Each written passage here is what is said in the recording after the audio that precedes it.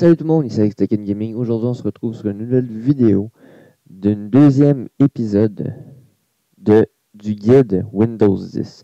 J'avais déjà commencé ça, une série sur guide Windows 10. Dans le fond, je vais vous montrer en gros plein de fonctionnalités de Windows 10, évidemment, les ceux que je connais, parce que Windows 10 est quand même assez complet en tant que système d'exploitation. Donc, c'est ça. Dans le fond, on est rendu à la deuxième épisode déjà. La dernière fois, je vous avais montré le menu démarrer et je vous avais aussi montré le stockage dans Windows 10, comment bien le gérer et tout. Je vous avais aussi montré au niveau de l'antivirus. J'avais fait un petit tour rapide sur l'antivirus. Maintenant, je vais vous montrer d'autres fonctionnalités, comme par exemple des fonctionnalités de base qui seraient utiles pour carrément votre expérience de travail avec Windows 10. Pour commencer, ça, j'ai découvert ça hier, puis je préfère le dire direct là, tandis que j'y pense. Vous voyez ici en bas que j'ai la barre de démarrer super petite. Okay? Et moi, vous voyez que j'ai rien sur le bureau. J'ai aucune icône sur le bureau. Je déteste avoir des icônes sur le bureau. On dirait un bureau super plein, puis non, j'aime pas ça. Et moi, avec Mac et même avec Linux, j'ai été habitué à avoir un dock en bas de mon écran avec toutes les icônes dessus. C'est sûr que j'avais ma barre de tâches en haut de l'écran normal, mais j'avais vraiment le dock en bas. Même dans Linux, on avait un dock. Mais là, dans Windows 10, on est carrément bloqué avec une barre de démarrer, une barre de tâches. Donc, ça, c'est un peu dommage de la part de Microsoft. Mais bon, vu que je mets toutes mes icônes sur la barre de démarrer, la barre de tâches, par défaut, votre barre de tâches, elle est faite comme ceci. Elle est super grosse de même. Okay? Donc, si vous avez une super grosse écran, une haute résolution, c'est-à-dire 1080p ou plus, ça veut dire du 4K, vous devriez être correct quand même pour votre barre de tâches. Mais si, par exemple, vous avez vraiment une petite écran qui est vraiment super petite et que vous manquez d'espace ici sur la barre de tâches, j'ai découvert en venant ici, en faisant clic droit sur la barre de tâches et en allant dans paramètres. Ça, c'est tous les paramètres de la barre de tâches. Okay? Dans le fond, on a le thème, on a les couleurs, on a l'écran de verrouillage. Dans le fond, ça, c'est les paramètres de base. Okay? Si vous partez du menu de démarrer et vous appuyez sur l'icône de paramètres, vous allez dans personnalisation et c'est ici que ça se passe. Dans le fond, j'ai barre de tâches juste ici et vous avez plein d'options. Verrouiller la barre de tâches, évidemment, si je la déverrouille et que je peux la déplacer. Là, il ne veut pas. Il faut juste que je m'installe à la bon endroit et logiquement, et voilà, vous voyez que je peux déplacer la barre de tâches. Donc ça, je vais la laisser verrouiller. Par défaut, il est déjà verrouillé, donc vous pouvez pas faire ce que je fais là si vous venez pas décocher la case juste ici. Par la suite, on a masqué automatiquement. Ça, c'est tout le monde connaît ça. Vous pouvez masquer automatiquement la barre de tâches. Donc, sur chaque écran, moi j'ai 3 écrans, donc sur chaque écran, vous pouvez séparément la masquer. C'est sûr que là, vous voyez juste mon écran central, donc ouais, j'ai plus de barre de tâches. Vous pouvez aussi l'enlever. Par la suite, masquer automatiquement la barre de tâches en mode tablette. Ça, si je me trompe pas, en mode tablette, ça veut dire que si j'avais le mode tablette activé, la barre de tâches en venant appuyer ici, OK? Le mode tablette, parce qu'il y a des PC aujourd'hui que c'est un ordinateur normal et l'écran séparé qui peut s'enlever du PC carrément. Okay? Ou si je prends par exemple une Surface Book ou une Surface Pro, une Surface Book Pro, en tout cas. Bref, dans le fond, on a un mode tablette. Et le mode tablette, dans le fond, vu que l'écran, ça reste quand même limité, on peut quand même masquer automatiquement. Dans le fond, Windows va détecter si votre PC est en mode tablette ou pas. La plupart du temps, le mode tablette est surtout actif sur les portables, les ordinateurs portables. Donc, si vous activez le mode tablette, en partant, votre menu démarrer va être en super géant. Si vous n'avez pas vu mon ancienne vidéo, Je vais mettre un lien dans la description de mon ancienne vidéo, sinon il y aura un pop-up qui va popper juste ici. Le menu démarrer en mode tablette, il est en plein écran, genre ça prend tout l'écran. C'est un peu comme le Windows 8 qu'on avait avant. Par la suite, si j'ai désactivé ça ici, utiliser des petits boutons dans la barre de tâches. Ça, c'est ce que j'avais tantôt. Et voilà. Ça, ce mode-là, je l'adore, ok, pour vrai. D'un sens, c'est un peu dommage du fait qu'on perd un peu d'espace. Ça veut dire que les icônes sont super petites.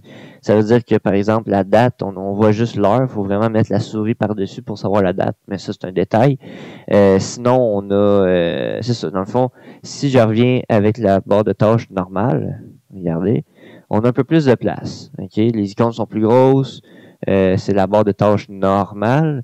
Donc, OK, là, on voit l'heure, la date, on voit les notifs en grand, on voit un peu de tout, OK, mais il n'y a pas grand changement. Si je remets les petites icônes, ça va faire une barre de tâches beaucoup plus petite. Donc, moi qui mets toutes mes icônes sur ma barre de tâches, j'adore ce mode-là parce que je peux tout bourrer ma barre de tâches d'icônes. Et ça fait la barre de tâches petite partout dans mes 3 écrans. Donc ça, c'est super, j'adore ça. Ici, cette option-là fait pas vraiment de différence. J'ai pas vraiment vu c'était quoi cette option-là, qu'est-ce qu'elle faisait dans la vie. Mais attendez, l'extrémité de la barre de tâches. Donc si je l'active, non pas ça, ça ici. L'extrémité de la barre de tâches, je vois aucune différence. Donc, s'il y en a qui active cette option-là et que vous voyez quelque chose d'énorme et que vous voyez de l'action dans l'écran, faites-moi ça dans les commentaires. Dans le fond, les autres options dans le fond, ces 3 options-là ici, je les ai pas vraiment essayées. Puis je sais pas vraiment quelle différence que ça fait sur la barre de tâches en général. Par la suite, on a la position de la barre de tâches. C'est-à-dire, bon, ben, si je la veux sur le côté, si je la veux en haut, il y en a qui préfèrent l'avoir en haut, moi je préfère l'avoir en bas. Mais c'est vrai qu'en haut, ça serait. Non, oups. C'est vrai qu'en haut, ça serait le fun d'avoir la barre de tâches en haut. Mais l'affaire est que moi, personnellement, tant qu'avoir la barre de tâches en haut, j'aimerais ça avoir un dock en bas. Donc, vu que c'est pas vraiment disponible dans Windows, c'est sûr que dans Windows, il y a des logiciels, il y a des programmes qui font des docks, mais moi, personnellement, vu que ça vient pas de Microsoft, vu que Microsoft n'a pas conçu Windows pour ça, je suis pas énormément attiré vers ça. Mais je vais quand même fouiller, voir s'il y aurait des programmes qui seraient safe parce que, vous savez, dans Windows, c'est le fun d'avoir beaucoup de programmes. Windows est open à toutes sortes de programmes. Mais le problème dans Windows, c'est que la plupart des programmes, si ça n'a pas été conçu, si ça n'a pas été conçu dans l'architecture de Microsoft, le programme risque de faire du dommage dans Windows. Ça veut dire que la plupart des programmes, c'est-à-dire comme par exemple, je sais pas, moi je vais avoir un dock, ben vu que par défaut, Microsoft ne met pas de dock en option dans les paramètres de Windows, si je vais chercher un programme, je risque d'infecter mon ordinateur à cause de ça. C'est aussi niaiseux que ça. C'est sûr que si vous avez déjà un dock en partant dans Windows 7, Windows 8 ou whatever Windows que vous avez et que tout va bien, vous n'avez jamais eu de problème, tant mieux pour vous. Mais je vous le dis, la plupart du temps, il y a des virus dans ces espèces de programmes-là parce que c'est fait pour imiter macOS. C'est juste pour ça. Donc, combiner les boutons de la... Ah oui, c'est vrai, ça je l'ai essayé. Dans le fond, c'est, toujours masquer les étiquettes. Ça, dans le fond, c'est pour les icônes en bas. OK? Vous voyez, en bas, j'ai plein d'icônes. Ça, c'est toutes mes applications, tous mes logiciels qui sont prêts à exécuter en bas ici. Donc, qu'est-ce qui est important de savoir? C'est que cette option-là, c'est faite pour, par exemple, OK, je vais juste activer la deuxième ici. Vous voyez, juste mes applications d'actifs, on voit le titre de chaque application. Si je fais jamais, et voilà, là on voit toutes les... combiner le bouton barre de tâche. Les boutons barre de tâche, jamais. Donc ça, c'est ça. Dans le fond, là, j'ai toutes mes applications d'ouvertes. Si j'ai plus qu'une fenêtre d'ouverte sur un programme, on va voir les deux programmes d'actifs. Donc, si je fais toujours, et voilà, dans le fond, ils sont regroupés. Vous voyez ici, là, mes dossiers sont regroupés. Firefox est regroupé. Donc, ça vient vraiment regrouper les applications. Par défaut, dans Windows 10, c'est déjà dans cette option-là. Zone de notification. Bref, vous pouvez fouiller partout, partout, partout. Je n'irai pas, je ferai pas 3 heures ici. Là. Vous pouvez tout fouiller partout, toutes les options. Essayez-en, activez-en. Par la suite, je vais vous montrer si vous avez des antivirus. J'ai dit que je vais faire une vidéo là-dessus. Donc, je vais vraiment vous montrer si vous avez des antivirus dans votre ordi, si vous avez des antivirus. Parce qu'il y a plusieurs ordinateurs, des fois, qu'on arrive dans l'ordi et il y a plusieurs antivirus qui sont soit actifs ou que, par exemple, il y en a un installé, mais qu'il y en a plusieurs d'installés, mais il y en a un d'actif. Bref, je vais vous expliquer un peu le processus des antivirus, comment ça fonctionne les antivirus. Premièrement, pour tout ce qui est programme actif dans votre ordinateur, si jamais vous trouvez votre ordinateur super lent, puis vous demandez, OK, j'ai juste 2 programmes d'ouvert sur ma barre de tâches, puis mon ordinateur, ça prend 3 heures à ouvrir un logiciel. Venez surtout voir où est-ce qu'il y a la flèche. OK, je vais juste grossir ma barre de tâches juste pour la vidéo. OK. Venez vraiment voir ici où est-ce qu'il y a la flèche.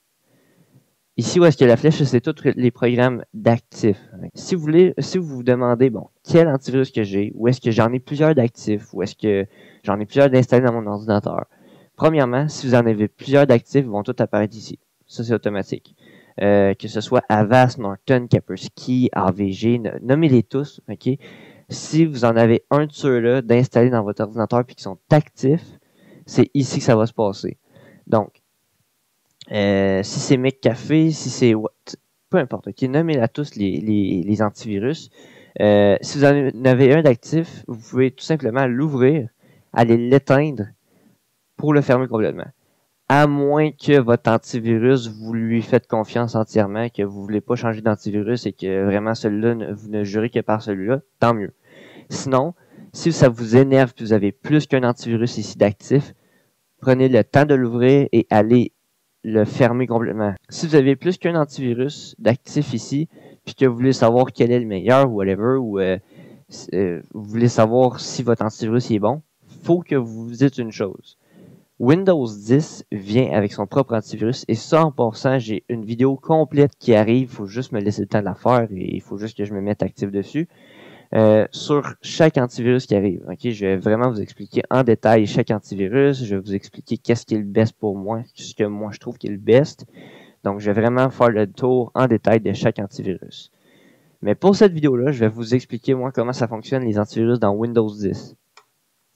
Donc, dans Windows 10, si on va dans les paramètres, mise à jour et sécurité, vous avez juste ici une section. Okay? Vous avez plein de catégories. Windows Update, Windows Defender, sauvegarde, récupération, nanana, bon. Vous voyez ici Windows Defender. Vous venez ici et vous allez voir juste ici. Moi, j'ai pas d'autres antivirus d'actifs. Donc, toutes mes coches ici sont toutes actifs. Okay? J'ai mon antivirus juste ici d'actif. Donc, ça, MSE, ça ressemble un peu à ça.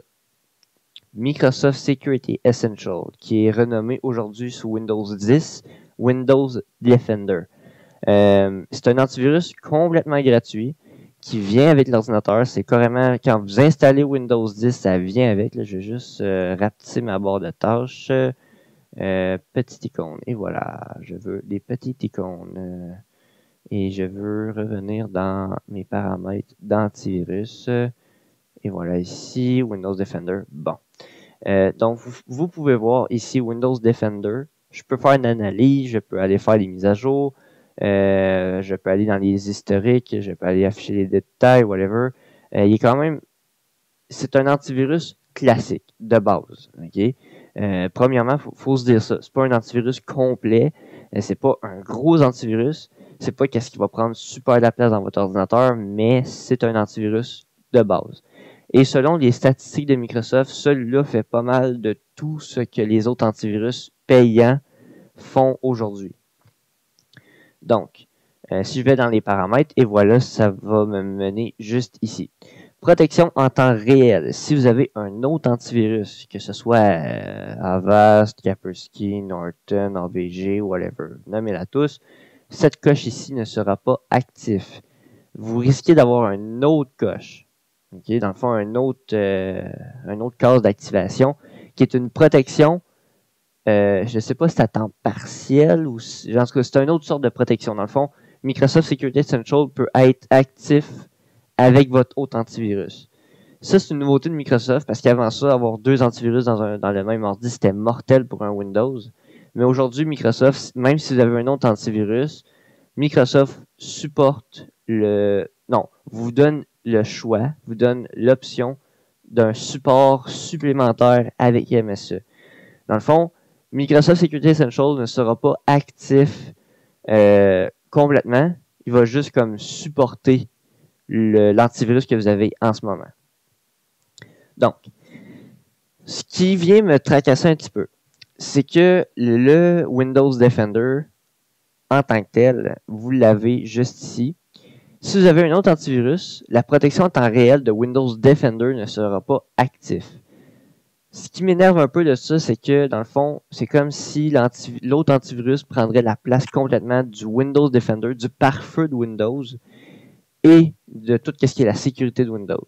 Okay? Donc, si vous avez Avast, c'est Avast qui va prendre le contrôle de tout le Windows au complet. Tout ce qui est sécurité Windows, c'est Avast qui va prendre ça. Même le pare-feu de Windows. Ça veut dire que votre pare-feu devient Avast. La même chose pour AVG, la même chose pour Norton, la même chose pour Kaspersky, bref, la même chose pour tous les autres antivirus.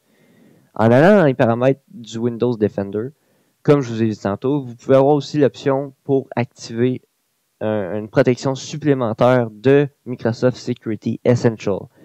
Il ne sera pas actif ici. Dans le fond, vous voyez l'icône juste ici. Vous ne la verrez pas. Okay? Ça va être votre antivirus. Vous allez avoir que cet antivirus-là. Ben, dans le fond, celui que vous avez. Mais vous allez avoir en background, dans le fond, en espèce de... C'est ça, en background, le support de MSE. Un espèce de support supplémentaire. Okay? Par la suite, on peut avoir aussi la protection dans le cloud. Ça, là, il est activé, là, mais pour vrai, je l'ai déjà désactivé. Il se réactive tout seul. À chaque mise à jour, il se réactive. C'est tout le temps quelque chose à venir surveiller. Moi, finalement, ça finit que je le laisse actif. Pour vrai, je m'en occupe même plus. Qu'est-ce que ça fait, protection dans le cloud? Vous savez que Windows, Microsoft, aujourd'hui, se concentre énormément sur le cloud. Tout ce qui est OneDrive, ça veut dire Xbox Live, le OneDrive en tant que tel, Windows 10 qui est actif énormément sur le OneDrive. Dans le fond, toutes vos progressions, tout votre compte Microsoft qui est synchronisé avec votre Windows, autant qu'avec votre Xbox, autant qu'avec toute autre machine Windows qui est connectée à votre compte Microsoft, est relié au cloud automatiquement. Microsoft fonctionne qu'avec le cloud. Ça veut dire que, par exemple, si vous changez de fond d'écran sur votre ordinateur principal, le fond d'écran va changer aussi sur votre autre ordinateur Windows 10 synchronisé avec votre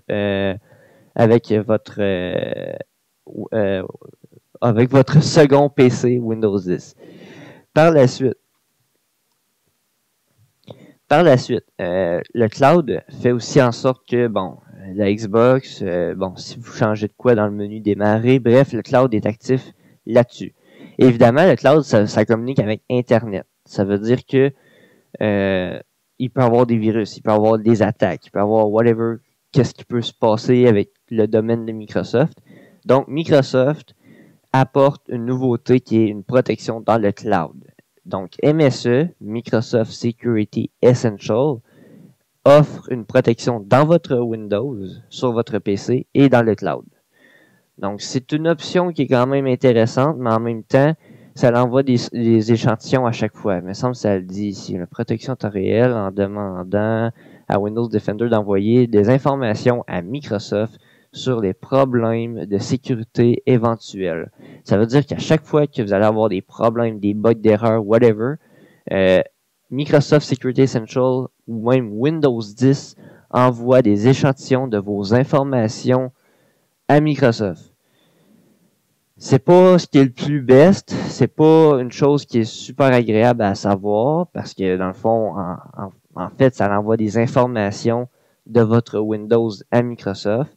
Ça va pas vous envoyer ça va pas envoyer des photos, whatever. Là. Non, ça va vraiment envoyer juste les informations de votre Windows. Ça veut dire que, bon, Microsoft va savoir que vous avez, par exemple, un HP de tel modèle, de tel numéro de série, connecté sur telle adresse IP, qui va à telle vitesse sur Internet.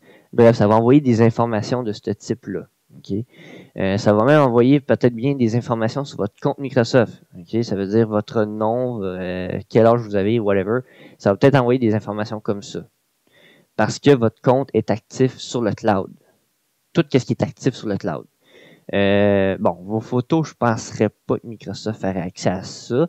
Mais encore là, ça reste que c'est sur Internet et Microsoft peuvent avoir accès à ça.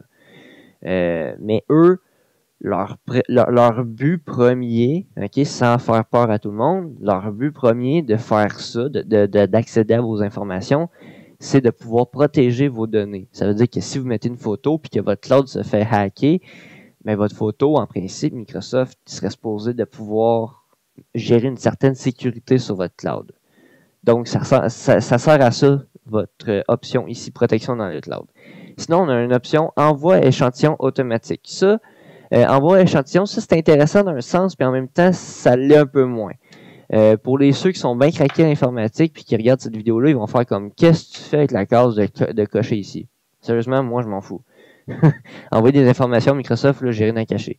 Puis anyway, je suis là pour ça. Je suis là pour tester, je suis là pour voir s'il y a des bugs d'erreur, puis c'est ça que j'attends, moi, des bugs d'erreur. Bref, ça ressemble à ça. Et envoi d'échantillons automatiques, ça veut dire que ça va envoyer des échantillons. Ça va envoyer carrément si j'ai un bug d'erreur qui se passe dans mon Windows, si j'ai des crashs de programme, si j'ai des bugs si j'ai des attaques sur Internet, si j'ai whatever, ok? Tout type de bug, crash, attaque, virus, bon, tout, qu'est-ce qu'il peut faire? Crasher un Windows, Microsoft, dans le fond, Windows 10 envoie ces informations-là à Microsoft.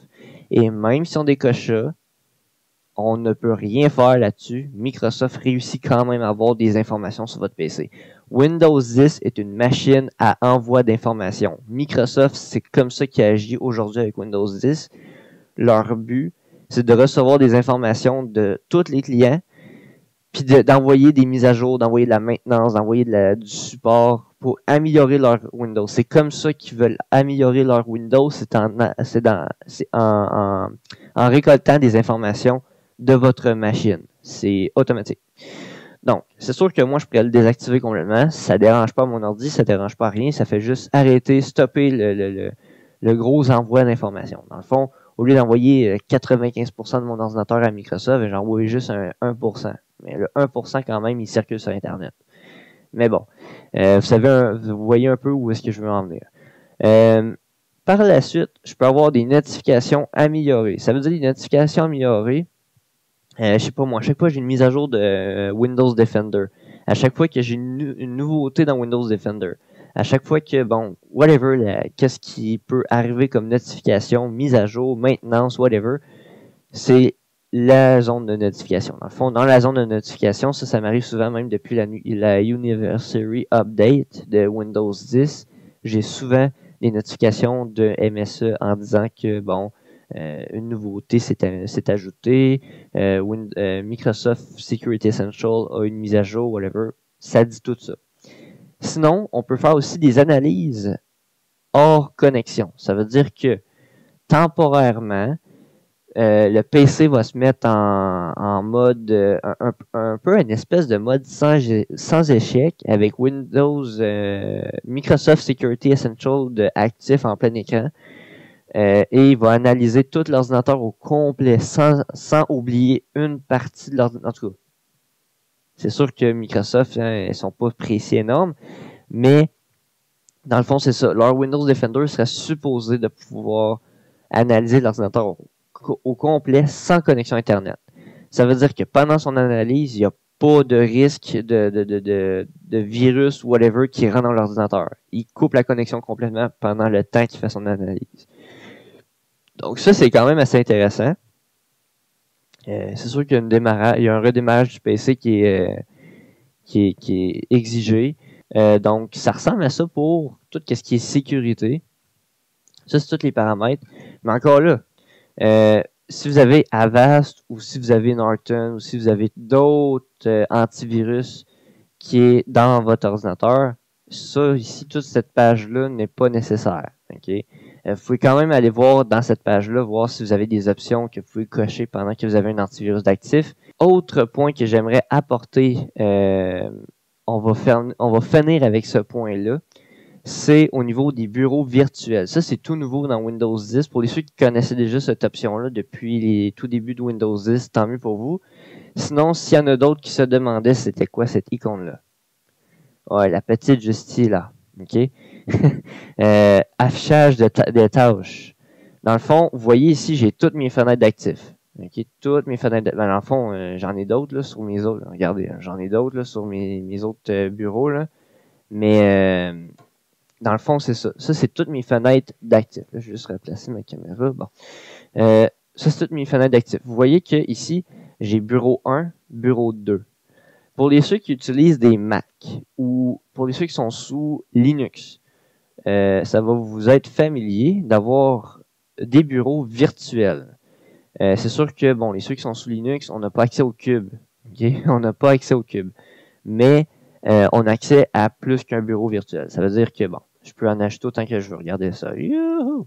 Je peux en ajouter pour les fous et pour les fins. Bon, à date, je suis rendu à 72 bureaux virtuels. Microsoft, vous m'épatez, c'est fou, parce que même dans Linux, on n'a même pas autant de bureaux virtuels qu'on peut actifs. Je suis rendu à 125, et boy, il y en a d'autres. What?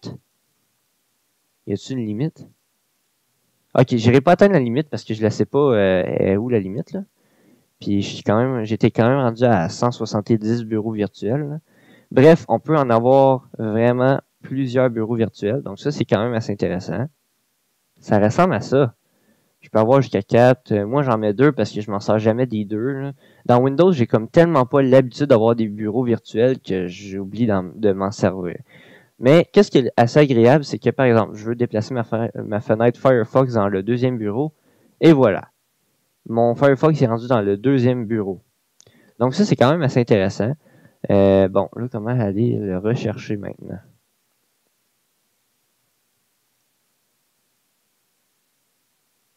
Ok, donc, ça, je ne sais pas si ça l'a filmé parce que pour vrai, c'est la première fois que je filme en même temps d'utiliser les bureaux virtuels. Donc, je ne sais pas si je suis capable de filmer partout. Donc, c'est ça, ça ressemble à ça. C'est les bureaux virtuels. Moi, avec ma souris, j'ai le bouton, mon bouton de pouce juste ici. Je fais juste appuyer, dans le fond, je fais juste le maintenir, mon bouton, et tasser ma souris de gauche à droite pour changer de bureau. C'est automatique. Sinon, si vous êtes avec le clavier souris, je pense que c'est Windows flèche. Non, c'est pas ça. Ah non, là-haut. Ah, ouais, je viens d'apprendre de quoi. Ah ben.